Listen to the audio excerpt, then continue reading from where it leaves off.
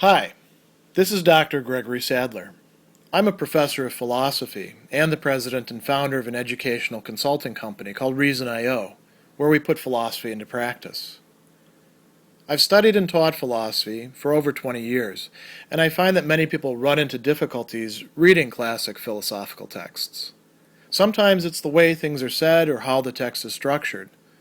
But the concepts themselves are not always that complicated, and that's where I come in.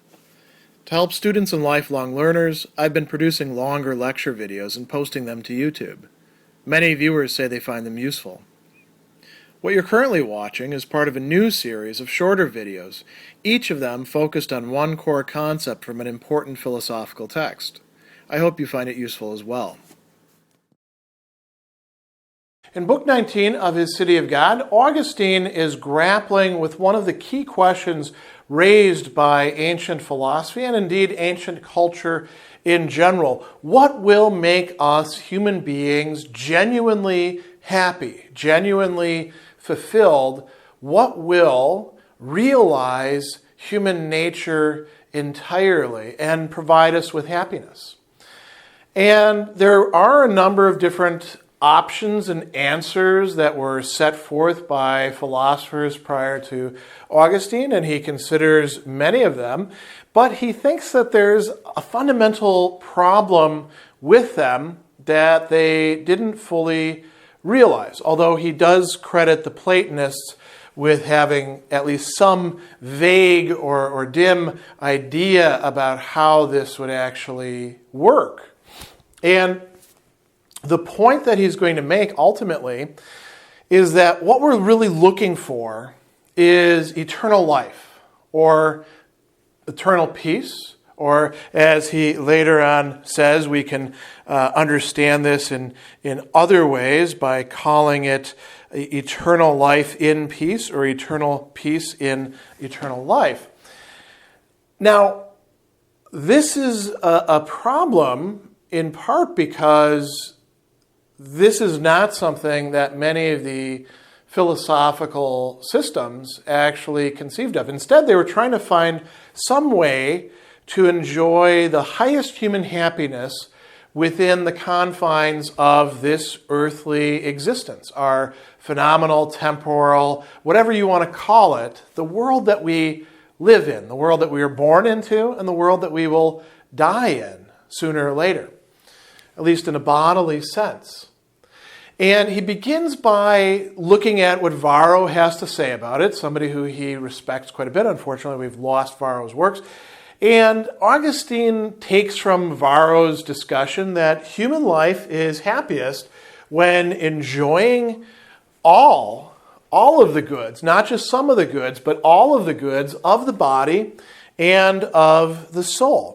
So pleasure is a good of the body. The primary goods or primary objects of nature are goods of the body. Strength, health, all of those things are goods of the body. But then we also have the goods of the soul. And what do those include? Primarily the virtues. But he also talks about our intellect or our memory, all the faculties that we have when they're functioning at their highest level. When we're engaged in intellectual life, when we're not just engaged in intellectual life by ourselves as contemplators off on the side, but also socially with other people, engaged with the world itself. That's what could make us happy, or happiest. We are happy when we enjoy some of these things. We are happier yet when we enjoy more of them. And we are happiest. We enjoy happiness to the fullest. We have superlative happiness, the only happiness that in the end really counts, when we have all of these goods. But Augustine is going to point out that for Christians, or as he says, the city of God, the way the city of God looks at this, is what we really are looking for is eternal life. And we would require eternal life in order to be able to enjoy all of these goods sufficiently. For example, the goods of virtue, to realize them entirely, to realize the goods of social life. We would require an eternity. And eternal life is indeed what ends up being promised in the revelation that Augustine is drawing upon and trying to unite to what he thinks is best in Greek philosophy. So the Christian perspective that he's bringing to this says eternal life and eternal peace is what the supreme good is. Now, what is the implication of that for trying to have that within this temporal existence? The answer is, of course, that you cannot have eternal life. We will die. At least our bodies will die in this existence. And he goes on through much of the rest of chapter 9, or book 19 of the City of God to talk about different ways in which the present life, as good as it is pretty screwed up. So, I mean, you could think about the pleasures that you encounter and the pains that come after them, or the longing that you have for those pleasures again. But he begins by talking about how both the body and the soul can suffer losses. So he talks about amputation of limbs, or you might think about the aging process, right? You gradually lose control and integrity over this frame that we call our body. It starts, exuding things that you don't want it to, or, nails get brittle, hair turns different colors or falls out entirely. Your bones eventually start to break down and become more susceptible to breakage. We can go on and on and on and on, right? There are so many things that can damage this body that we have.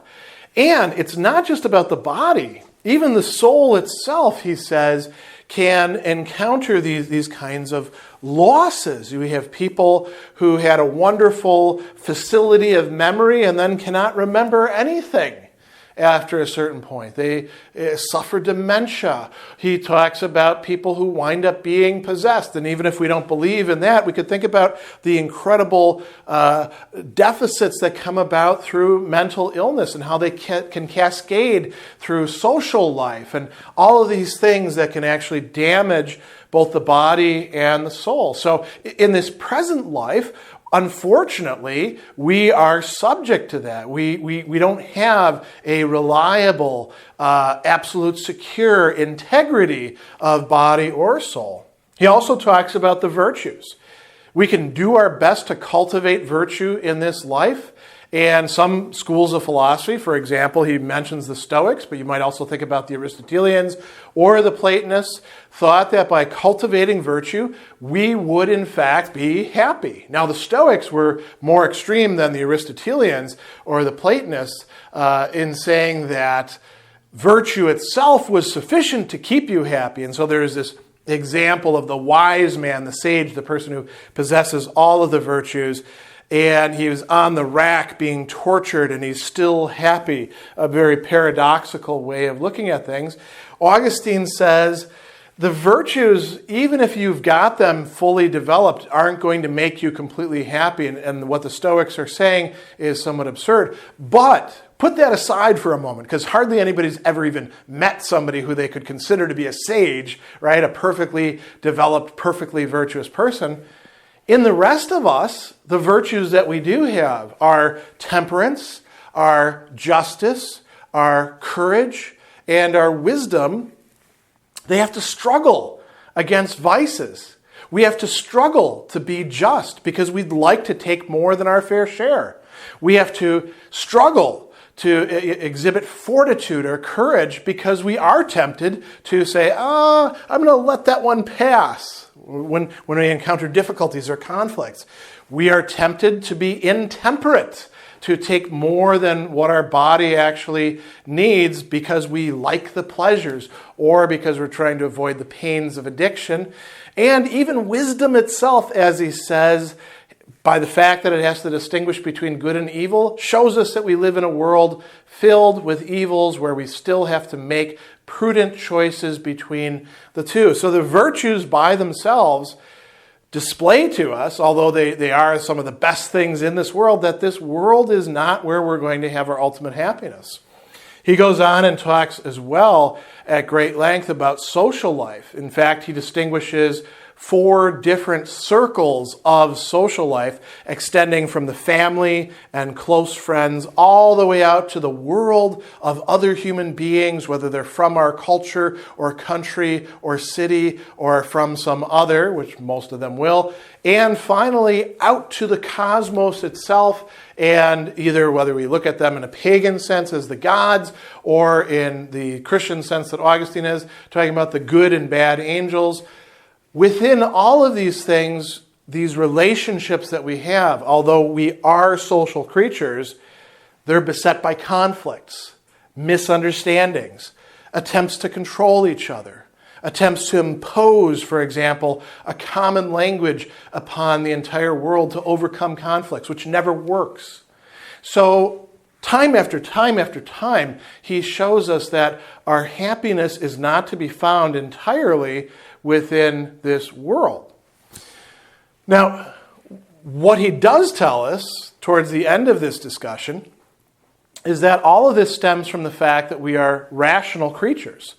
If we were just animals, like the rest of the animals, then we would enjoy the primary objects of nature, like eating and copulating and laying in the sun, and eventually we'd have to die, but we wouldn't feel bad about it. We would enjoy as much of this world as we could and develop our capacities, of body and perhaps even of soul to what degree we could, but we wouldn't sweat it. The very fact that we are rational creatures introduces this possibility of thinking in terms of eternity, thinking in terms of what we can't on our own have, what we cannot produce by our own capacities or powers, and what we cannot find completely in this world, although we can find foretastes of it, traces, vestiges. We can find something of it within this existence. So to come back to the point, what is the supreme good? It's going to be eternal life or eternal peace with God. And this doesn't mean that the world then becomes terrible and just crap and let's get beyond it. Let's kill ourselves right now. Because Augustine says the way in which we actually do, in fact, to whatever degree we do, earn or merit or get involved with or turn ourselves towards this eternal life, putting aside the issue of grace, is through the cultivation of the virtues, through rightly living, through living in society with other people. So all of these other things do in fact matter. The world counts for something, but it's not the place where we can find our complete happiness. It's not the place where we will find the supreme good. That lies, according to Augustine, beyond this earthly existence, this present life.